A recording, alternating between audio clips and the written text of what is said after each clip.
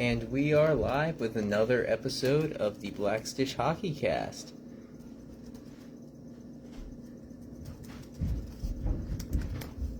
Been a very eventful couple weeks. We had a pretty great run up into, the All-Star break, or as this year it's going to colloquially be known as the Four Nations break.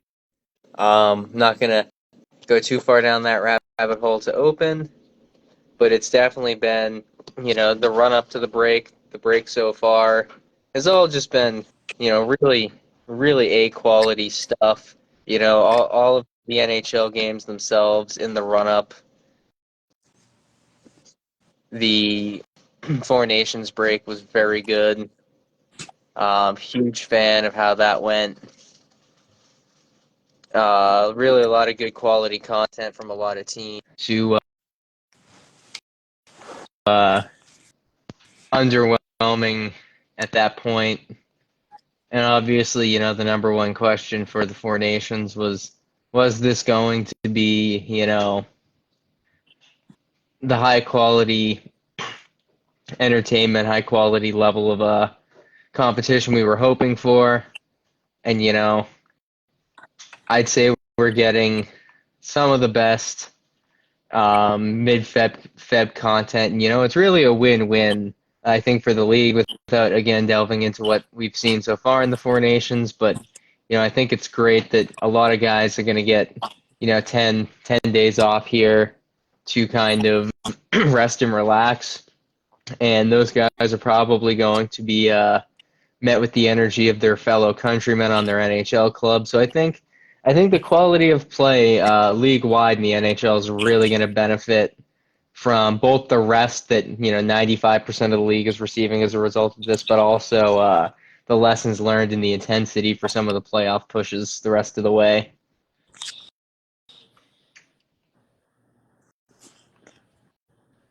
I'm curious,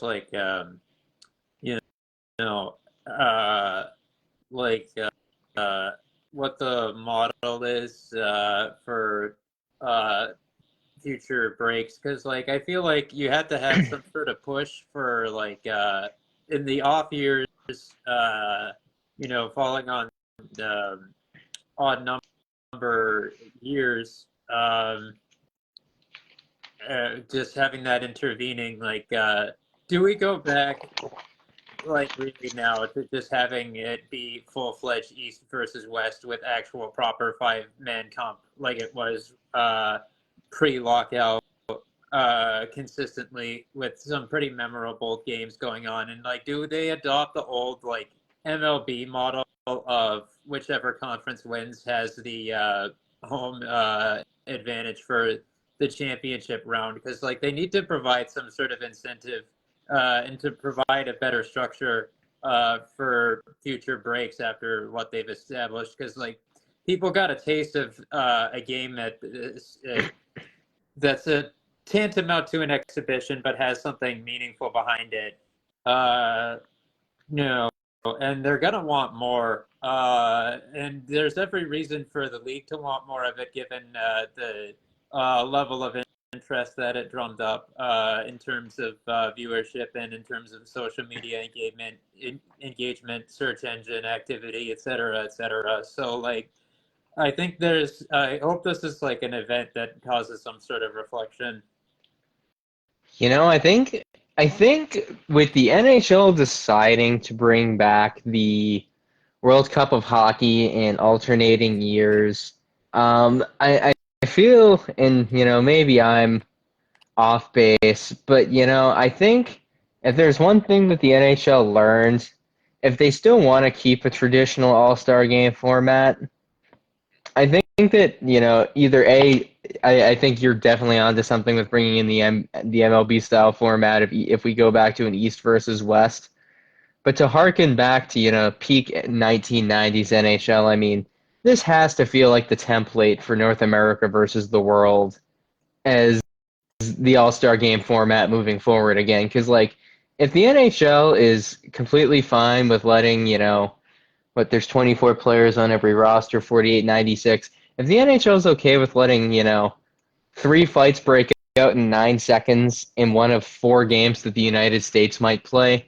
it's clear and obvious the National Hockey League is more inclined to take the risk of injuries for entertainment and exhibition. So, like, the number one reason we got away from North America versus the world, exhibition or All-Star games was because of fear of injuries. Clearly, that fear has subsided based on what we've seen in the first 4 games of the Four Nations. So, like, and people aren't going to get bored of that. Like, if every other year goes, Olympics, North America versus World, World Cup, North America versus World, I I don't see any hockey fan being less invested in that, and I don't see the players being any less invested in that myself.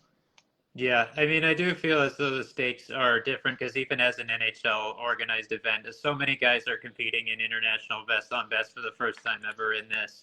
Um, Whereas, like, without some sort of attached incentive that has like inherent meaning, like in the odd the number seasons after this, like it, there might not be the same drive unless there's really some sort of you know reward to play for, or if there's some real major status attached to it. So like it is interesting there with like considering it. There's like a couple routes they can take, and like um, I I feel like there isn't quite the same attachment in a North America versus world format as there is in like individual nation representation. Especially because we can't ignore the obvious in that geopolitics played a part in what happened last night. It's undeniable. Like there, with the threat of a potential trade war, and a different rhetoric that has been espoused, and how that's affected fan reception was part of why it went the way it did beyond just the what we know was a concentrated effort by those 3 U.S. players to get the gloves dropped as soon as possible. Like that definitely like played into why the game went the way that it did. But there is also a good balance there of like that. I think one thing that is enticing about a North America versus World format would be that you know that kind of encourages like that nice in between of like the play might be fairly open, but it will be competitive and have some drive behind it, as we saw in the best All-Star games of like previous eras. So I could be interested in them going that route, but I'm sure like they're not going to maintain the status quo if they know what's good for them at all in any event. And that's the thing that scares me the most, because if there's one thing everybody knows about Gary Bettman and the status quo and knowing what's good for him, we know that's not something he specializes in. And I'm curious. I think DraftKings should have a betting line of, will the NHL go back to the 4 divisional 3-on-3 overtime for 2027? Because that seems like the most Gary Bettman thing they could possibly do.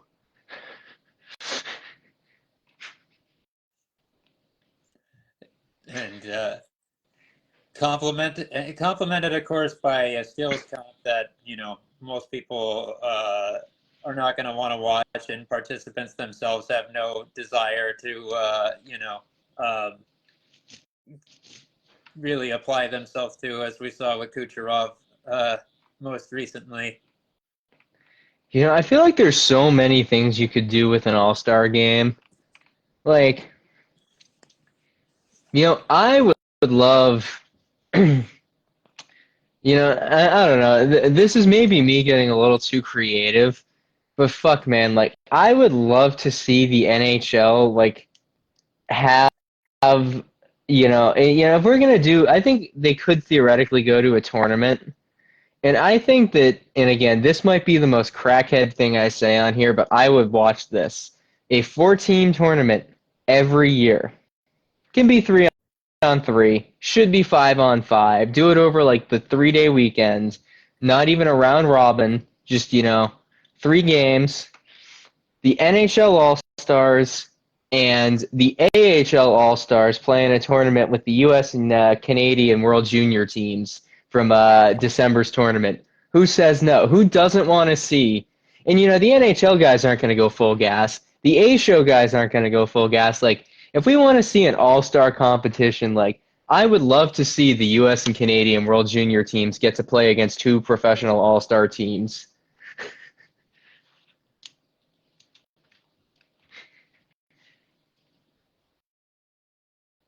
Uh, uh, I just like the issue I have with that is like you know um, I wonder how quick uh, USA Hockey, Hockey Canada, and Can-Am would be to like offer like their sanctioned participation, because I mean you do like, depending on like the year, you can see like guys who are underage participating in that, which is like you know uh, obviously like a potential quagmire, to put it one way.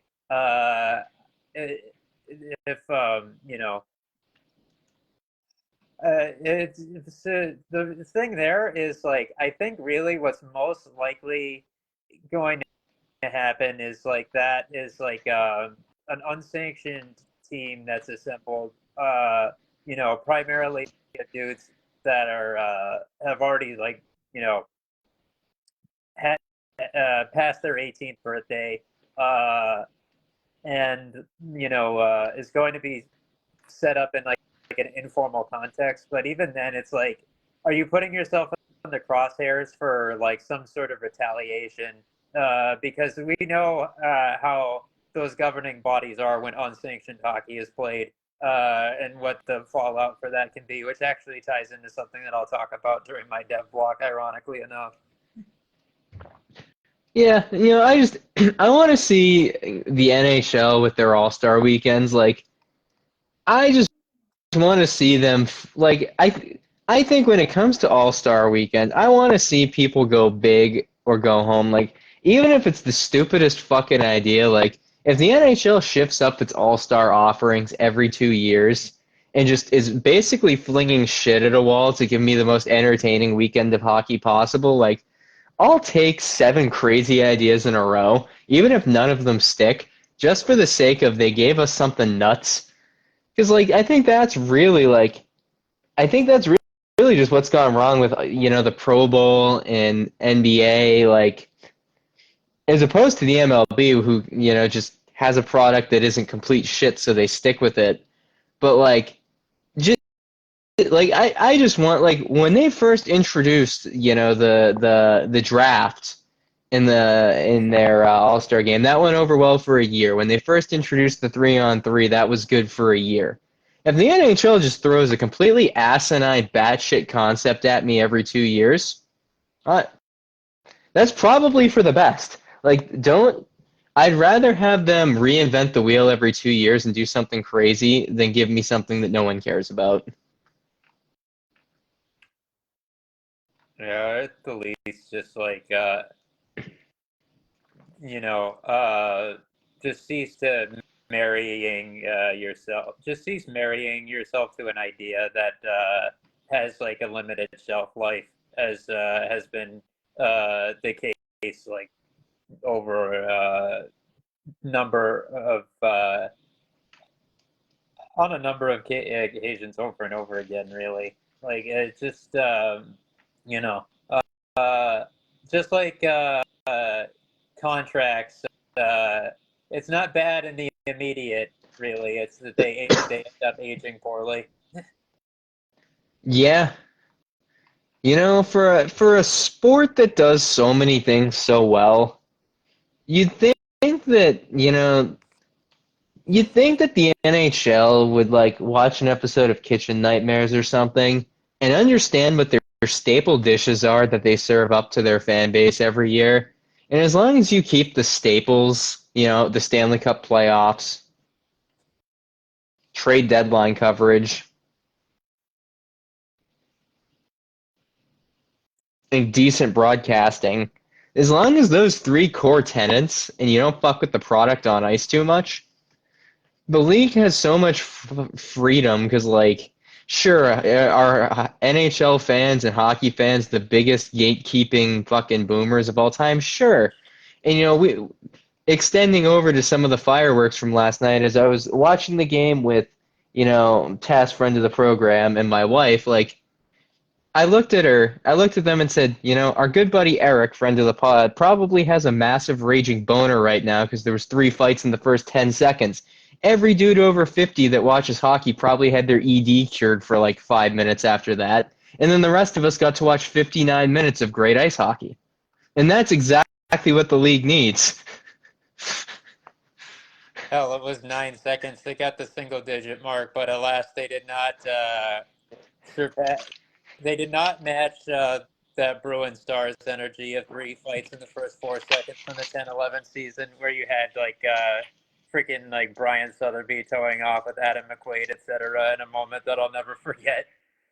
I want you to know you were in the group chat talking about that last night, and my wife was sitting there talking about, wow, this reminds me of that Bruins Stars game I was at back in high school. Incredible.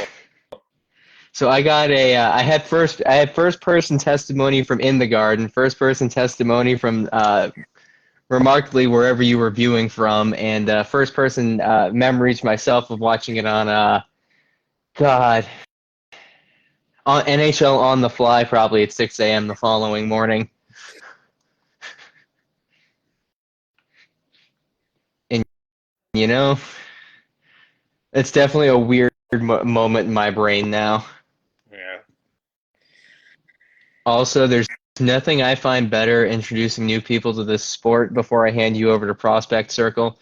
There is nothing right now that brings me further joy than watching Four Nations with somebody who's never watched hockey before and pointing at Brady Tkachuk and saying, "Can you believe that man is only 25 years old?"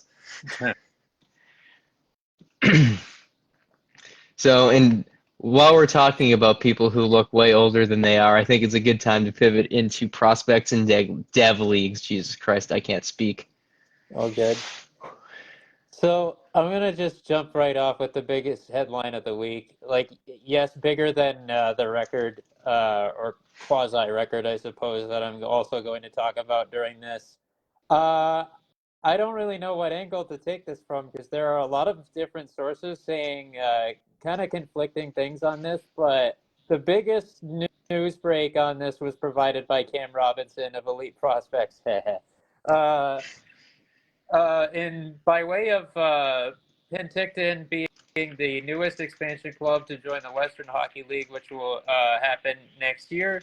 Directly from his story, he states that sources indicate that the WHL will welcome an expansion club from Penticton, British Columbia, to the league to begin the 2025-26 campaign.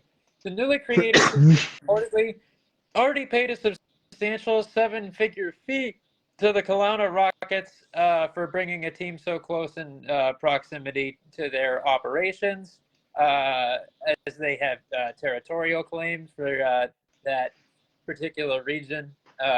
While it's been difficult to lock down the exact expansion fee paid to the league, sources have indicated anywhere from $5 million to $15 million. Either way, such large numbers ensure that new ownership has deep pockets. It also means that the remaining 22 organization will take home a tidy sum of money for their troubles. While it is not clear who the ownership group is, it wouldn't be outrageous to expect to see a familiar name or two from the Penticton V's alumni who have gone on to have NHL success both on the ice and financially. There have also been whispers that Chilliwack could also join the league as an expansion franchise. Sources indicate that that move is more likely to happen for the beginning of the 2026-27 season, assuming new ownership can secure a deal from within the city. Vancouver Canucks owner Francesco Aquilini has been linked as potential new owner for that team. Cam goes on to say that this could have implications, seemingly from a competitive standpoint from the BCHL, but I have seen a few different sources uh, speculate upon or say that state outright, whether or not that's from a plugged-in standpoint or not, I don't know, and it depends probably on the source. That this ties into Penticton, the Penticton V's not having signed a letter of intent to basically ensure that they will be returning to the BCHL next year.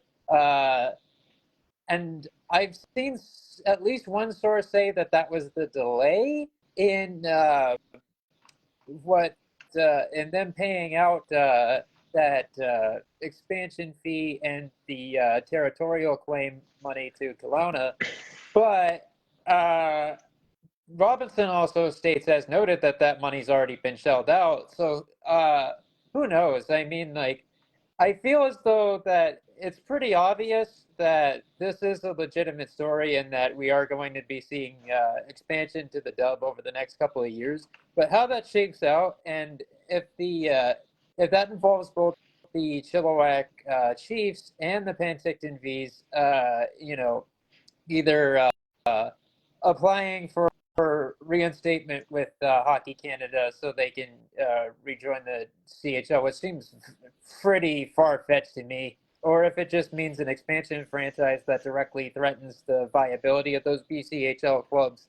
That's another matter altogether. I don't know how it's going to shake out, but like something is going to go down with this, and it'll have pretty big implications, which I honestly think are probably more significant than the NCAA rule change, seeing an exodus from the BCHL. Because quite frankly, I've kind of skirted around this, but a lot of the a lot of the players that departed from the BCHL to the teams that had their CHL rights were not exactly at the top level of talent. And plus, like, really, like, the biggest loser in this was the CJHL, because, like, the AJHL in particular, they just would have their talent plundered by those BCHL teams to replace those players so they could continue fielding rosters.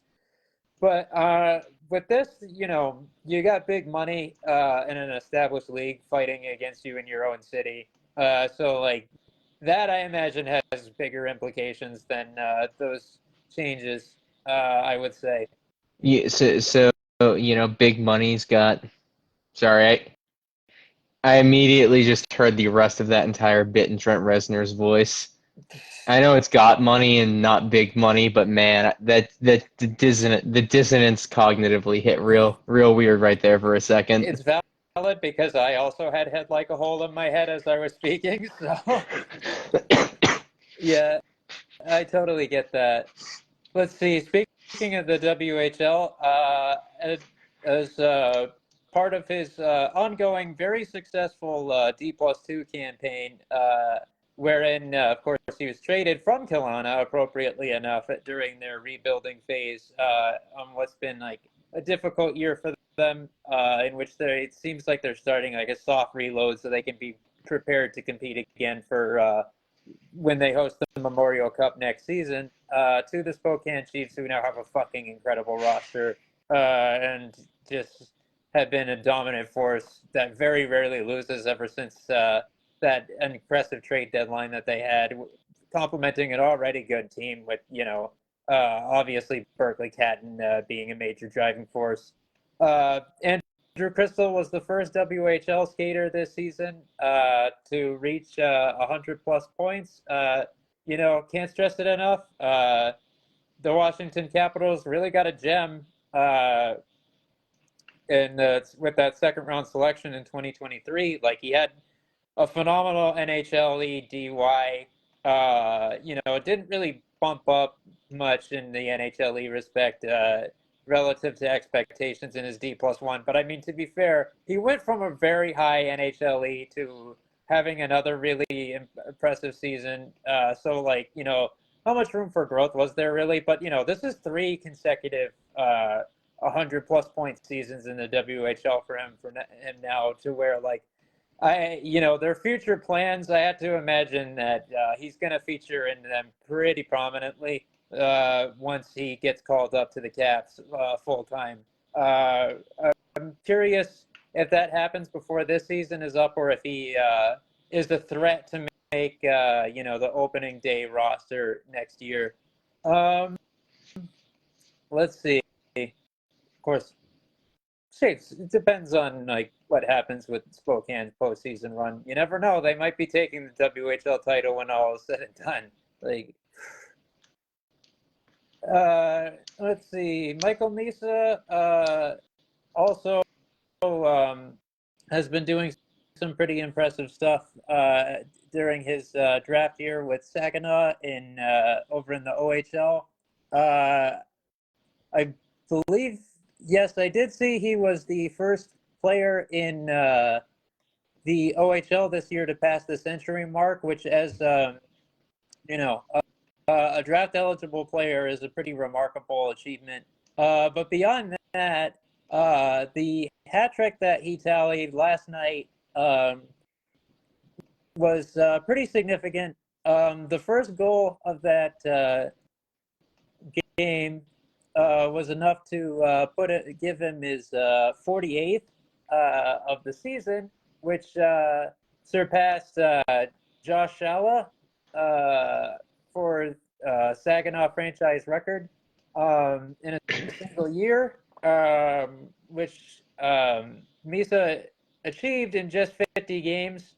But he wasn't done there either, as he wound up with a hat trick in that game to bring himself to 50 goals in 50 games this season. This is noteworthy as this makes him one of only three draft eligibles in the last 40 years per the OHL's official page to have scored at a goal per game pace. The other two were Patrick Kane in 06-07 with the London Knights in 47 games played, and John Tavares with the 51 in 51 games played. Misa smack dab in the middle of those two to have played the fewest games to 50 goals in the last 25 years was the particular mark. With Tavares, of course, in 08-09, having split that time between London and the Oshawa Generals as part of another one of many significant trades conducted by Mark Hunter. So that was a pretty remarkable testament to just how impressive Misa has been taking that step up in his draft year in these sort of ebbs and flows, where he had a really remarkable D-2, D-1, a little more pedestrian, but partially as a result of relegation to being fourth option on the team that won the Memorial Cup. With him taking on greater responsibilities this year, we've seen him, do more. He's also been complimented well by San Jose Sharks prospect Igor Chernyshov now that he's finally made it on to the roster and been able to actually play games. And what an incredible start to his OHL career, as by virtue of a 5-point night in his most recent outing, Chernyshov is now up to 23 points in 8 games in the OHL to start off his CHL career,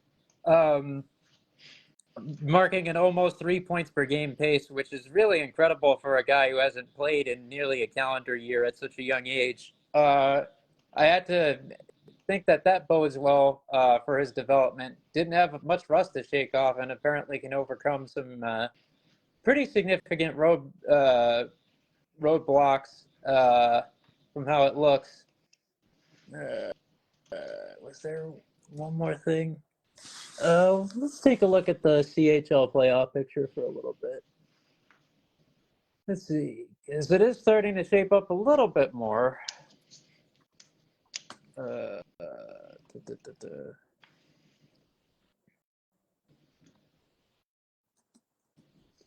Let's see who's booked a spot. So the top three current seeds in the Western Conference and the OHL have all booked their playoff berths, with London having done it first at a pretty impressive clip, a couple weeks back. The Windsor Spitfires also have booked their spot in the postseason, and the Kitchener Rangers have as well. So we're really in clinching season now. These guys have a sizable lead over the rest of the pack, having 85 points at the top, with Kitchener having 81 and Windsor having 78, marking a 16-point drop-off between the fewest of those three, and Saginaw with the fourth most in the conference. So it should be interesting to see how things shape up underneath them, because I have to imagine that those will be the top dogs when all is said and done. Let's see. WHL. Let's see. Everett was the first across the entire CHL, as we rightfully gave them their props for, as they just came off to an incredible start to the year where they were pretty clearly uncontested as the WHL's best team until the dynamics changed a little bit because of the trade deadline.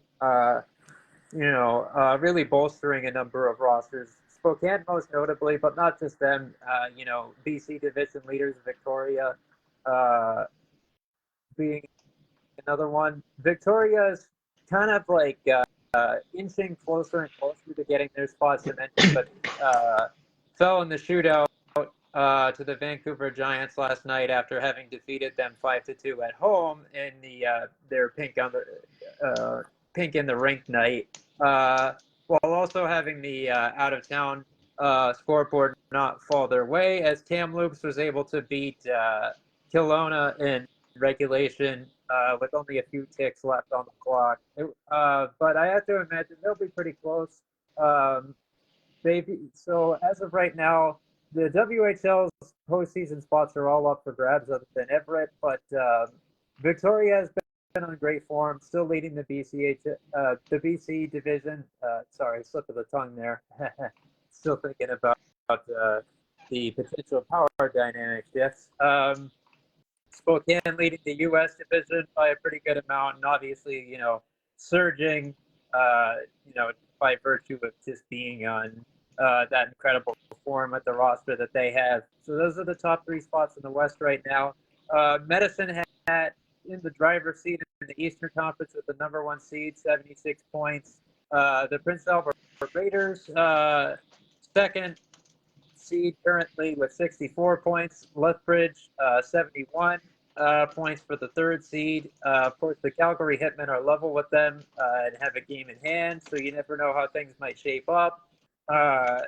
Definitely a pretty competitive race there. And it's interesting seeing Brandon and Saskatoon being level on points right now, although Brandon has a game in hand, and Saskatoon, of course, as I've talked about on here a bit, sold at the deadline to start paying off the credit card, as their general manager himself put it. So I imagine that they'll fall a bit. I could see them maybe squeaking into the postseason, but we'll see. There's a bit of competition there, although Red Deer is very much on the outside looking in, with being 10 points behind Swift Current for the last spot, with only 14 games left to play. The season is kind of approaching its end. There's a good amount of time left in terms of calendar dates, but with relatively infrequent schedules, due to the fact that these kids are student age, so they're not going to be playing super often, although they have a demanding schedule. 68 games is a pretty lengthy year when all is said and done. I imagine a lot of them are accustomed to it because AAA has a similar schedule, but kind of coming down. There aren't a lot of games left to play, so the Red Deer Rebels would really have to buckle up to threaten for that last spot, but you never know. And of course, over in the queue, let's see. Yeah, we have the top three spots, or the first three spots, cemented in both the Eastern and Western Conference. In the East, the Moncton Wildcats, the league's best team this year, is first in the Eastern Conference with 82 points, and has, of course, noted the most points in the league. The Rimouski Oceanic are not far behind them with 3 points, albeit Moncton has 2 games in hand. The Chakotay Saguenayens have the third spot with 68 points. All 3 of those spots are booked to really shape up the postseason picture in the queue. In the Western Conference, the Drummondville Voltigeurs, the Rouyn-Noranda Huskies, and the Shawnigan Cataracts have all booked their spots in the playoffs with 72 points, 64 points, and 63 points to their names, respectively, at this current moment. Though Glenville, Bois-Brillant, Armada are not far behind with 62 points, as do the Sherbrooke Phoenix, albeit in 2 more games. So we might see some more spots cemented soon. The QMJHL seems to, be in kind of the haves and have-nots situation, with, particularly in Western Conference, where there's a 62-point to 47-point drop-off between Sherbrooke at 5th and Val-d'Or at 6th, for instance. So we'll have an idea of that pretty quickly. It's also worth noting, there are disparities. The Western Conference only has 8 teams, whereas the Eastern Conference has 10. So we'll see how it all shakes out. I imagine we'll have an even clearer picture pretty soon. Yeah, I think that wraps it up for this week's edition. Definitely a lot going on. Yeah, both on and off the ice. Pretty remarkable. I will also note that this coming week, now that I think about it, marks the beginning of Hockey Week in America, Hockey Week across America. Tomorrow, President's Day will be USA Day. Tuesday, Stick Salute Day is scheduled. Then there's Hockey is for Everyone Day on Wednesday. Thursday, there's Volunteer Appreciation Day. Friday, there's Hockey Jersey Day. Saturday has Try Hockey for Free Day scheduled. And Sunday, the 23rd, wraps it up with Welcome to Hockey Day. Of course, very significant week for USA Hockey. Imagine there'll be some pretty good festivities and good social media content that comes out of that. So definitely be keeping tabs on what comes out of that. Yeah, I mean, there's going to be so many good hockey games, so much good content really coming into fruition this week. The Four Nations coming to a close later this week. Excited that I'll be at the Garden for that.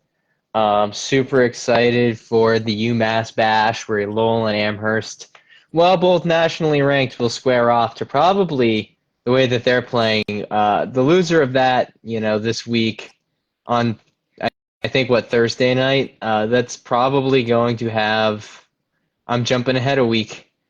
My bad. However, I will say, when that game finally does happen, based on how UML and UMA are playing, even though I'm a week ahead of myself, that game will probably decide one of those teams' fates in the pairwise. But also speaking on Massachusetts collegiate ice hockey, the MassCAC, as our good friend Matt Gover put it this week, definitely one of the most chaotic finishes that conference has seen in the last decade. This is one of the first times in probably since 2016 that it was not a mortal lock that Plymouth State was going to win, as they are currently holding a very small margin of 1 point over the AmCats, and the AmCats have a game in hand.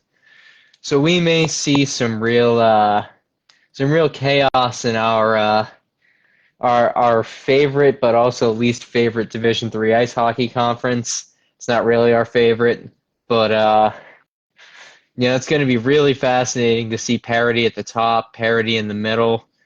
The UMass or the MCLA boys have a chance to not finish in eighth. And, they're really playing with casino money after the coaches poll ranked them 10th out of 10, and they've already locked up a playoff spot. So good on those guys to see how much chaos they can cause down the stretch. So yeah, just a lot of good men's league hockey. We got a full slate of PWHL this week, except for oddly enough Friday. Really kind of confusing how you're not up against the NHL on a Friday night, but yeah, nothing on Friday from them. But some solid games there, as Minnesota's in their slide, trying to face the Victoire mid this week. Boston, New York, Toronto, New York, Boston, Ottawa, a lot of bubble teams trying to solidify themselves, here in the third quarter of the season. Just a lot of really compelling contests coming up, really, across all the major and minor leagues. Oh yeah. I will say, after running my mid-season Bader model for the P-Dub, the Toronto Scepters are running an LA Kings level of anemic blue line this year, and boy, oh boy, is it fascinating to watch a team that has two average defenders, four replacement level defenders, and one superstar. Like, it's actually shocking to me to see, like, and I think, like, I know that, the model I run for this is not nearly as robust as what Bader does, nor is it as, apples to apples in terms of the league's skill levels. But to see, like, the Toronto Scepters having such a low amount of, like, offensively impactful defenders and be able to succeed in that league while watching New York be, like, the most top-heavy team, we're like, wow, New York has 5 or 6 superstars, yet they're somehow tied at the bottom of the league in goals for, is like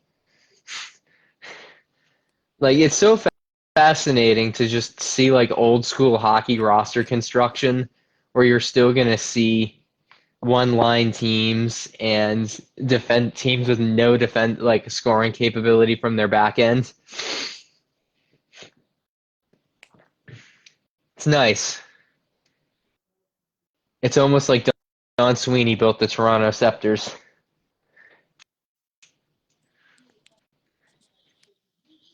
Yeah, there's some strong Boston Bruins energy there, like whether it be the present day or thinking about like the Brian Berard, Hal Gill, Kyle McLaren type energy they had back at the turn of the millennium. It's a shame that when I Google those two GMs together, I don't get any relevant results. There's no easy connection between Gina Kingsbury and Don Sweeney that I can unearth with a quick Google search. And that's surprising. They both iconically, had a great, iconic, best season of all time, and then proceeded to blow a 2-game series lead in the first round of the playoffs.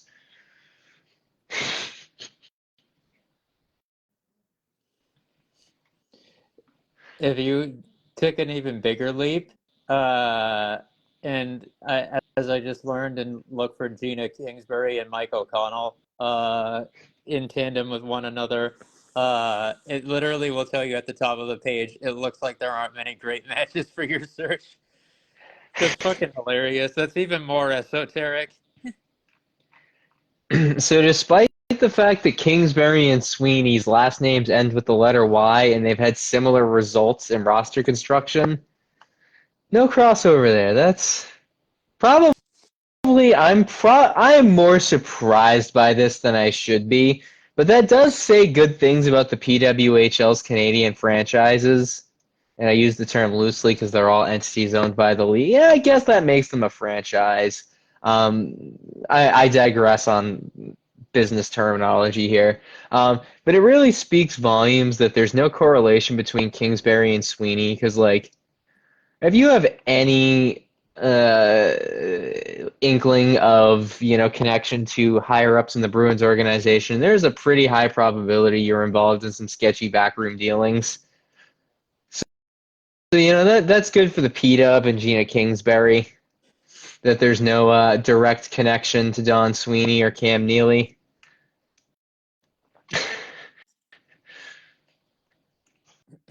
And hey, like, I don't know, like, when the Four Nations is finally done, I when Canada inevitably does not win, and I'm not gonna knock on wood because if they win and I'm wrong, I don't really give a shit. When they inevitably don't win this, and we look at the fact that Evan Bouchard and Dougie Hamilton are not playing for that team, it just really quickly comes back to who built this fucking roster, and then oh yeah, I just Don Sweeney and Doug Armstrong. like you know. Leaving leaving Evan Bouchard home was the equivalence of the Sochi U.S. team leaving Keith Yandel at home. But, like, I really don't fucking. I cannot for the life of me use. There is no hockey brain that I have that explains to me that bringing Drew Doughty as the replacement for Pietrangelo over Dougie Hamilton made any fucking sense. Like, he's bigger than Doughty. He's faster than Doughty. He's more off. Like, I mean, really, like, I honestly take. I think the thing that for me that makes me put aside from like the very obvious like results with regards to the symbiotic relationship these players have with like their fellow Rush players, particularly with each other. I am most perturbed by the fucking Evan Bouchard omission because like we saw Colton Parayko try to play minutes with Connor McDavid and it went exactly the way that you think it should. When you factor in the consistently better on ice results that Connor McDavid and the Edmonton Oilers as a cohort have with Evan Bouchard on the ice, it really, and then you juxtapose that with what Parayko did in those minutes with him last night. It's like I feel like the roster spot that Bouchard could have taken and should have taken was blatantly obvious. Like Bouchard over Parayko is probably the most conventional wisdom selection you could have made when you could, if you have any perspective at all on what Bouchard does for Edmonton and for McDavid. Like as I always point out, like I genuinely believe that Bouchard is better than Makar when you consider the results that these players have, both impacting the results of their team's best player in the form of McKinnon and McDavid, respectively,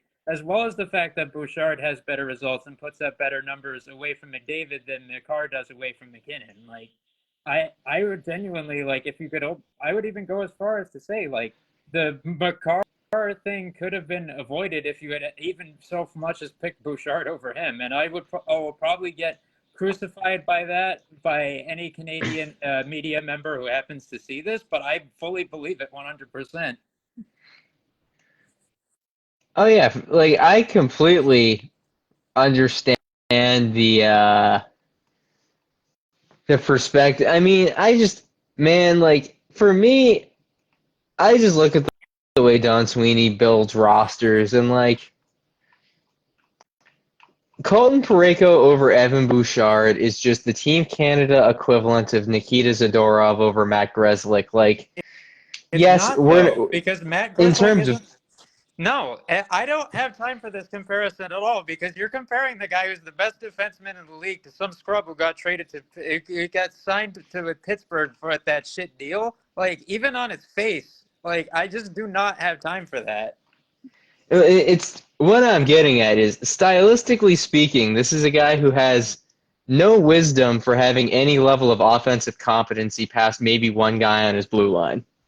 That's how he builds his blue He lines isn't the only guy historically. who had input on the roster construction, though. Like, Doug Armstrong is the reason why Travis Sanheim is even on the roster. And Doug Armstrong has plenty of familiarity with Evan Bouchard.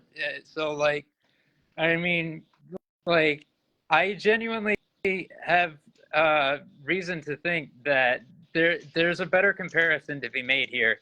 And for, there to be multiple layers you can look at this through. Yeah, fair enough.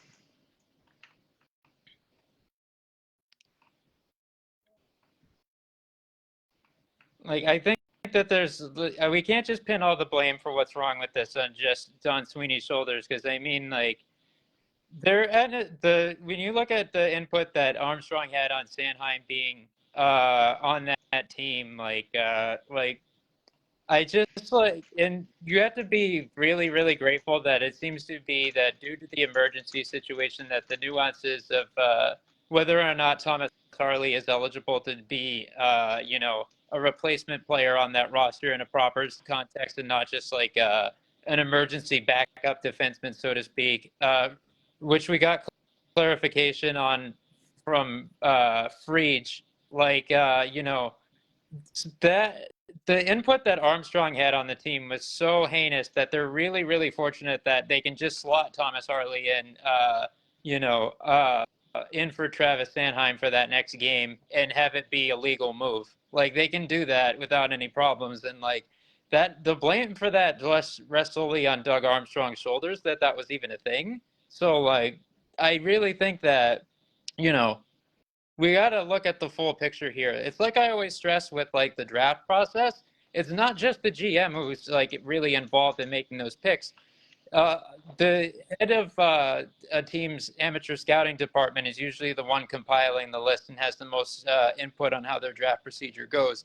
It's basically the same thing here. He has, two assistant GMs, one of whom probably has more sway over this than the other throughout this process. Obviously, Sweeney has done heinous things, but like he's not the only war criminal facing charges at the tribunal here. Oh, for sure. I mean, I sit from the historical standpoint in my analysis, though, of Oh, the man at the top dies in the streets first. I mean, I at this point I'm about willing to compare. If we're going for like the third right route, maybe Sweeney might be the Führer, but Doug Armstrong might as well be the head of the SS, as far as I'm concerned. I mean, I have no issue. I mean, it's pretty well known on this podcast that I don't think highly or really even mediocrely of either of these guys in tactile roles at all. So you're not going to get much resistance from me here. Man, today I compared Doug Armstrong to Heinrich Himmler. Damn. I mean, I think that's like, I consider the fact that I run in a circle that regularly posts, pictures of John Tortorella in a Nazi officer uniform to really, stress that him running the team is virtually equivalent to him enforcing the Nuremberg laws. So, I guess it's kind of already out there anyway. And man, he apparently makes a very good empty suit of an assistant coach, as we're seeing. It was really fascinating during the broadcast last night listening to the amount of gassing up of John Tortorella was actually like a little alarming. I don't know, like I like the US coaching staff, not in terms of their tactile nature, but I'm a homer to the end of time. But like it's definitely interesting.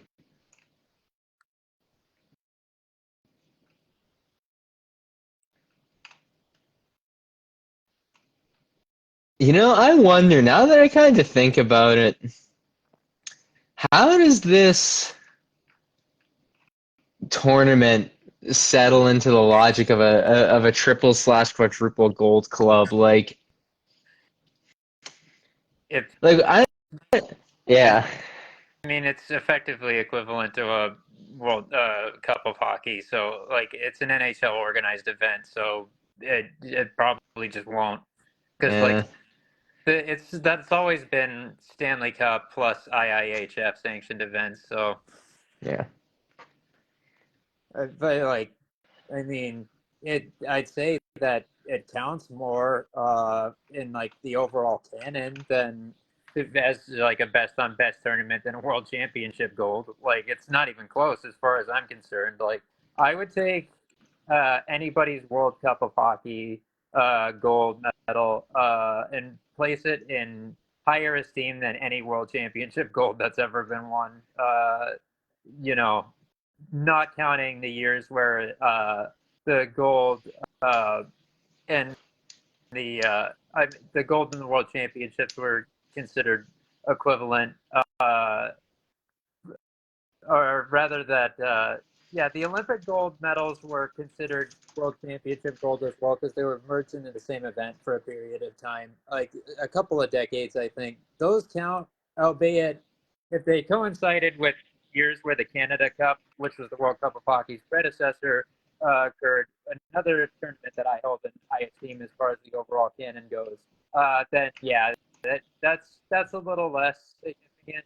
Although of course it depends on the context in which that gold was won.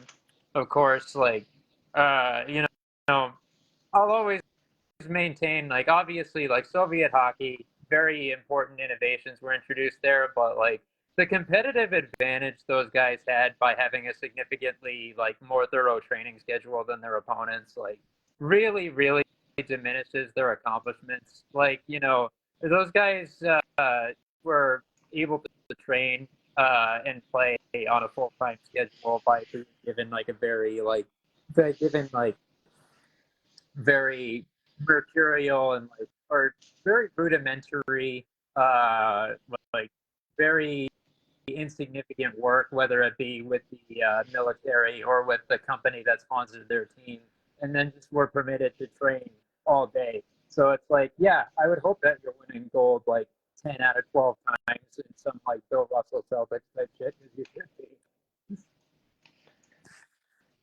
And I think on that note, we're in a good spot to lead into our big finish. Also, yeah, to say the quiet part out loud, I do fully blame the fact that Pareko is, playing alongside of Connor McDavid so significantly on that team's AGM, making that absolute nepo pick from his own team, if that weren't obvious.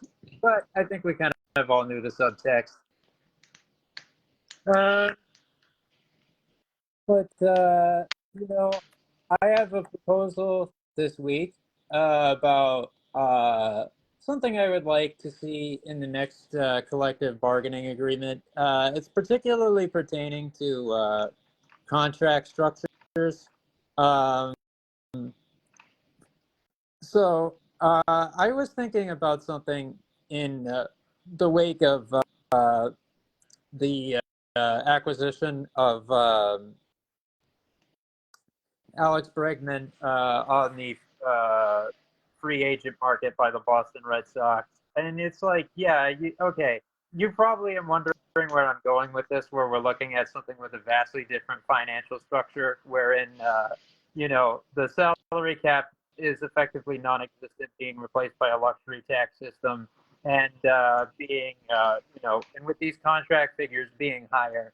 However, it's not about money in the volume sense here. It's about the principle, and it's about a principle, one of many that I think the NHL could afford to adopt from uh, the NBA and more innovative MLB contracts such as this. Uh, so I think that I'll put it this way: shorter term deals with higher AAVs help you much more than long term deals with lower but still fairly high average annual values. There's actually substantially less risk involved, and you're not marrying yourself to someone you're probably going to end up hating before it's all said and done.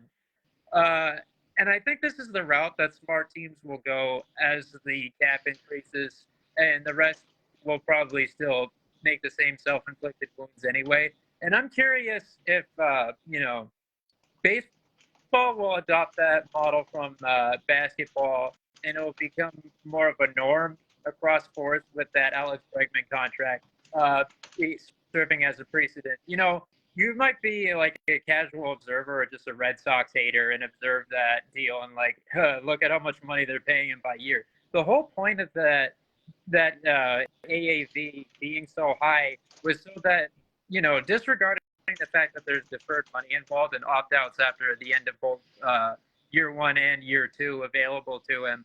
The whole point of them paying him that much money per season was so they would only have him on the books for 3 years. Like, it was very smart. Like, it's a highly intelligent structure, in my opinion, that every GM in you know sports should be taking. It's like that's literally the action that I think makes the most sense. Because I mean, as I was saying before, teams very rarely sign contracts that are immediately bad from the moment pen is put to paper. Instead, they end up signing contracts that age terribly. If you take that away, the general satisfaction of everyone will increase by a lot. Like, players will actually have more earning power throughout their careers if they have like a shorter deal than the current 8-year max term that the NHL has on the books. Fans will be happier by not having to watch players who are washed but are getting paid prime money.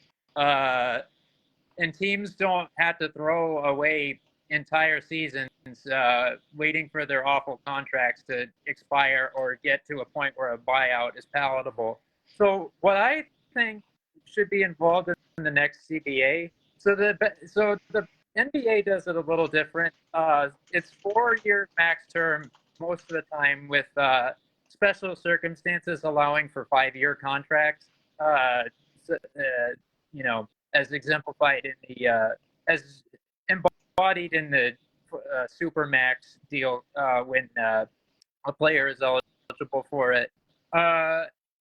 And I think that is the model that the NHL should follow. Because, I mean, the NBA has already wised up to this, because I was sort of perusing like uh, different basketball subreddits, and I encountered this conversation like, there's only probably been a handful of players really that have played 20 years in the NBA. In the late 90s and early 2000s, there were 7-year contracts, and they just became anchors that could cripple a team for like a decade. And fans hated players because of their contracts. One Redditor pointed out Jawan Howard as an example. Teams cannot stay out of their own way when it comes to spending money, was how the guy put it. You look at like the cap spike years where like Evan Turner was getting 20 million plus, or Jared Allen, Tobias Harris, like with the Cavaliers and the Sixers respectively. Those contracts, even short term, more brutal. Like if you had that stretched it out to 8 years, like the NHL does, that becomes that becomes an even obvious anchor. Like teams can't even be trusted to sign 4-year contracts with Kemba Walker being provided as another example. They had to buy him out. That was only 2 years, and like if they had to buy out 5 years or whatever of that deal, that would have been heinous, like beyond what it already was in the context of that sport. So I really think that this is really the great time for the NHL to generally introduce on principle shorter contracts with a higher AAV, and have the cap increases correspond with you know how AAV can appropriately be fit into those seasons. Because like with the cap already going up, it makes sense. But a really smart business decision would be to make shorter contracts and shorter max terms be a thing in like the legal paperwork of the CBA, and also to mandate it in that respect, and then also have the cap increases correspond with the AAVs making sense from an appropriate payday occurring within those years. Because I mean, if it's working for one of the things that it works in the NBA's favors is like, sure, it's broken in a lot of respects, but those contracts are done exactly the way that they should be. And I think that's another cue that the NHL should be taking from basketball, especially considering that's where this commish who's been here forever came from before he came here. So let's start introducing some of those business innovations that actually do make sense, with that being a prime one, in my opinion.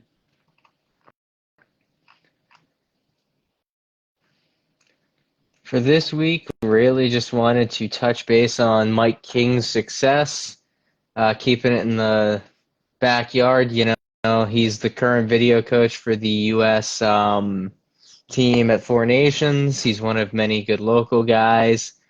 Just really wanted to shout out one of the few New Hampshire guys that's become fairly prominent as a video coach, having worked with the Hershey Bears during the 2010s and now with the Ottawa Senators full time. Just real great to see a guy from Conway. We know that Torts is there. We know that Sullivan's there. We know that Buckley's there. There's all kinds of great Massachusetts guys. Dave Quinn's a Rhode Island guy. It's pretty uncommon to see a New Hampshire guy anywhere near the U.S. national team or really any levels of success in the NHL. It's just not nearly as common due to the population of the area. So just big on King to be a factor and their go-to video guy for this tournament. Small shout out this week. That's about all I got. I'll take him as a relevant figure from the Granite State over Luke Hughes. Yeah, at least King went to high school here. He actually lived here. He's not just a honorary I was born in this state. He's also not a terrorist.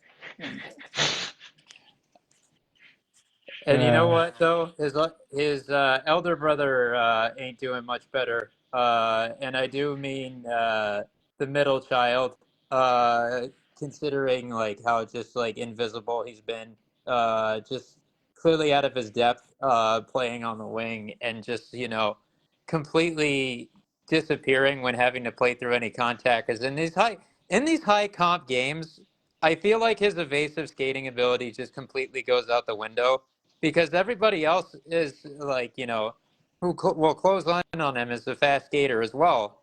So at that point, let's just you have to rely upon your contact balance, which clearly is not up to snuff. It's one of those things where the boomer talking points of ability to play through contact actually have a cadence of truth to them. Because I mean, contact balance is important for offensive players. And it's just he's kind of just shrunk and just has, and on top of that, just has no concept technically of how to play alongside the wall. It's actually I think the best thing they can do from themselves from a strategic standpoint is just get him off of Austin Matthews' line, because not only do you have him as an active liability, but those two like to play a similar style and in the same spot, so they just end up either on top of one another, or backing the other guy up in case something goes wrong or waiting to see what the other one does. So it's just like I they kind of worked against themselves in that game last night, even though many onlookers saw it, including Jay Fresh, a proud Canadian. He saw it as a masterclass. It's like there were plenty of things that went wrong for the U.S. in that game too that they had to work against. So, like, there's some food for thought there from my somewhat biased standpoint. Um, but yeah, I think that about wraps it up for this week. By the time we reconvene a week from now, we'll have, a considerable amount to talk about with more having played out, including knowledge of who the championship winner is. Of course, Kristen will have his firsthand accounts to provide about the energy in the rum, as Torch would pronounce it. And, you know, just like the micro narratives that might not be as evident on TV, which should be interesting. That will be served for some good stuff for us to discuss. And you know, we look forward to sharing it with you all. And I am working on another database op-ed for some more NHL-based content. If you enjoyed that draft one I put out last time around, that I hope will appeal to you all. You guys do seem to enjoy this data-based content, as evidenced by the remarkable reception we had to the PWHL analytics today. We thank you for your support there. Some good explosive, rating stats as of late. Between this and the remarkable response to the Liam Pugh article from the 2028 NHL Interdraft miniseries. Again, I'm very grateful for the reception and, support that we've been getting on those efforts. I'm very glad that there's still this engaged readership going on, even when there's a bit of a letdown in the volume sense of the output. We always hope to make up for it during those downtimes with quality, and it seems to be received that way by the readers. So, I'm glad to see that. Thank you very much. Thank you to everyone who tuned in as well. Thank you to everyone who's listening in on Spotify. Take care, everybody. Have a great night.